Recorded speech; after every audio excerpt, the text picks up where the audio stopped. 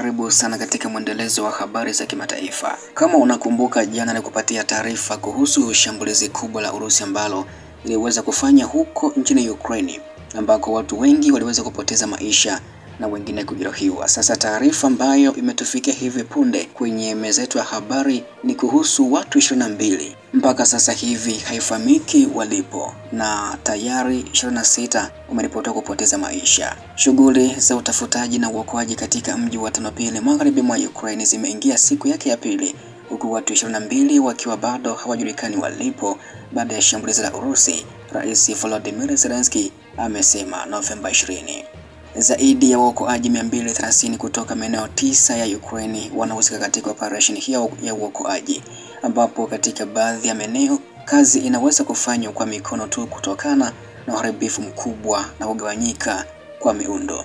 Urusi inakumbuka ilifanya shambulio kubwa la usiku kucha katika maeneo mengi ya Ukraine mnamo Novemba 19, mikoa ya magharibi mwa Ukraine ikiwa ni pamoja na Ternopil, Khmelnytsk, Ivano-Frankivsk na huko mkoani Lviv, ambayo iko zaidi ya kilomita 500 kama maili 300 kutoka mstari wa mbele na mpaka wa Urusi ilishambuliwa katika shambulizi hilo. Shambulio la Urusi kwenye jengo la orofa huko Ternopil liliwaua watu wasiopungua 26, wakiwemo watoto 3 na kuwajeruhi wengine 93, miongoni mwao watoto 18, kulingana na huduma dharura ya Ukraine kuhusu taarifa hii. Majengo mawili ya orofa 9 yaliharibiwa katika mgomo huo, ambapo katika moja wapo uharibifu huo uliongezeka kutoka orofa ya 3 hadi ya 9. Taarifa hii ni kulingana na waziri wa mambo ya ndani anayefahamika kama Ihor Klimenko. Klimenko alielezea uharibifu aliopata katika eneo hilo. Alitembea kati ya kuta zilizoteketea.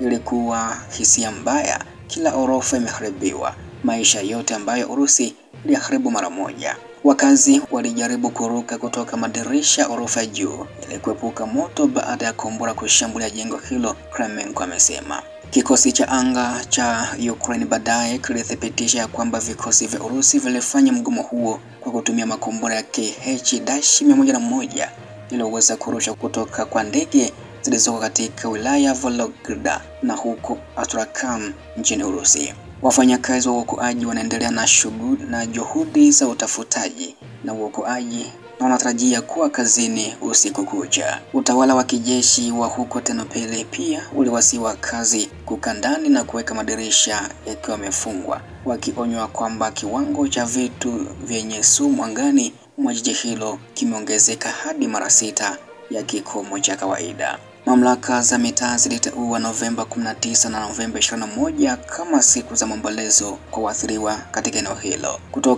Kutokana na mkasa huo, matukio yote ya burudani huko Ternopil yamezuiliwa na majengo ya serikali yatashusha bendera zake hadi nusu mlingoti.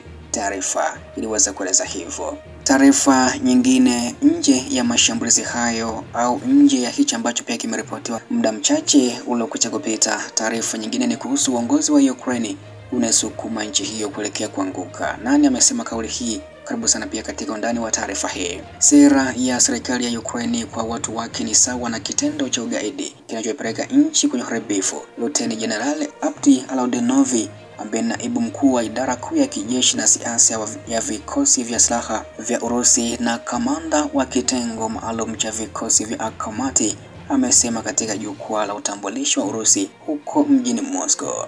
Ukraine imepoteza watu wake wengi na idadi kubwa ya watu wameondoka nchini. Kinachoendelea huko leo kinaweza kuelezwa tu kama ugaidi dhidi ya watu wa Ukraine. Lakini lazima tuelewe ya kwamba katika kesi hii magaidi ni wale ambao hapo awali walichukua udhibiti wa serikali, wakachukua sera za mabwana zao wa magharibi, na sasa wanaongoza jimbo hili, taifa letu la ndugu, hadi mwisho wake. Kiongozi huyo amenukuliwa akisema hivyo. Alaudinovi amesema ya kwamba Ukraine imekataa historia yake na kuanza njia ya kujenga mfumo wa kitaifa ujamaa. Wanakumbuka Ukraine iliyokuwa hapo awali ni watu wangapi waaminifu na wenye heshima waliishi huko. Luteni Jenerali ameongeza, ambapo wa Ukraine kama watu wanabaki vile vile, lakini kwa bahati mbaya uongozi wa nchi unafanya kila linalowezekana ili kutenganisha jimbo na watu na mataifa ambayo kihistoria yamekuwa karibu nao.